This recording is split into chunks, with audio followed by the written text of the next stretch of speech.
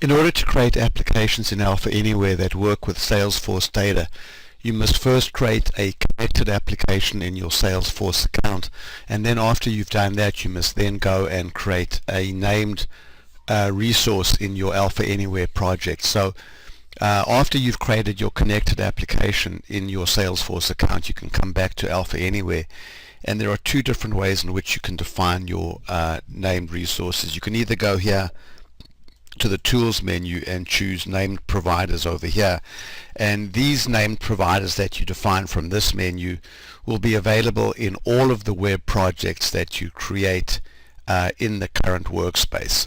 Or you can go to project properties and define named resources, named providers over here, and these are specific to the current web project. Now the fact is that these named providers that are defined either here in project properties or from the tools menu are used while you're in development mode during live preview and testing your application.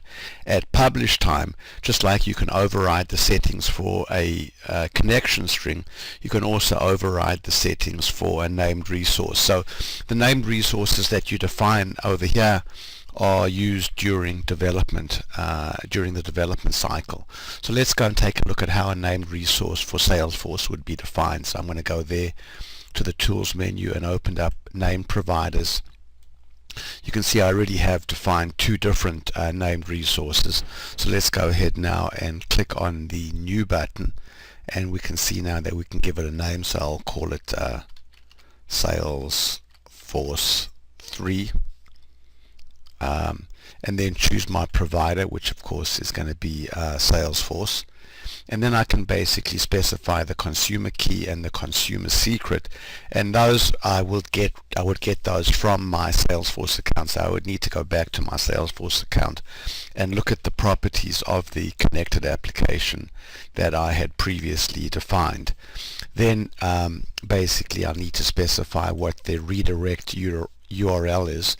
So you can see that if I bring up the builder over here, it shows me some of the possible values that I might choose. So these are the different addresses at which my test application would be running, and then of course it is followed by the built-in system page in Alpha Anywhere called underbar A5 authentication. So if you are publishing your application to, say, https www.myapplication.com, then the redirect URL would be that address followed by underbar A5 external authentication .a5w.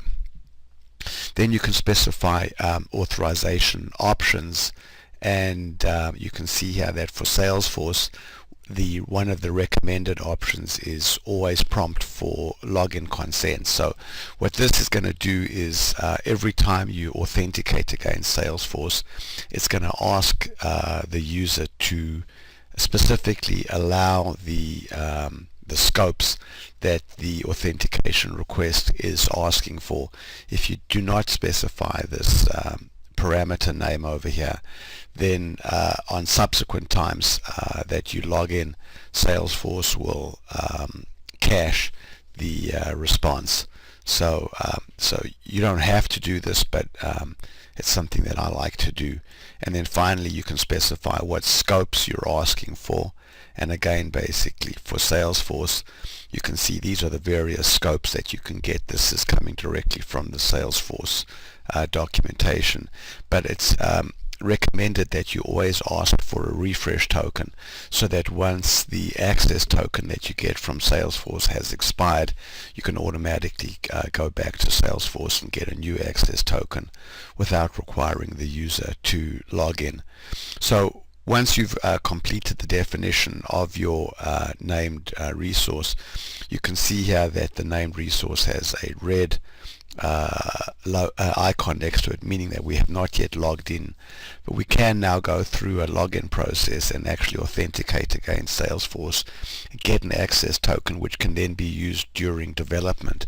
So in the next video we'll pause now and show how we can authenticate against Salesforce so that we have a local token that we can use during development mode.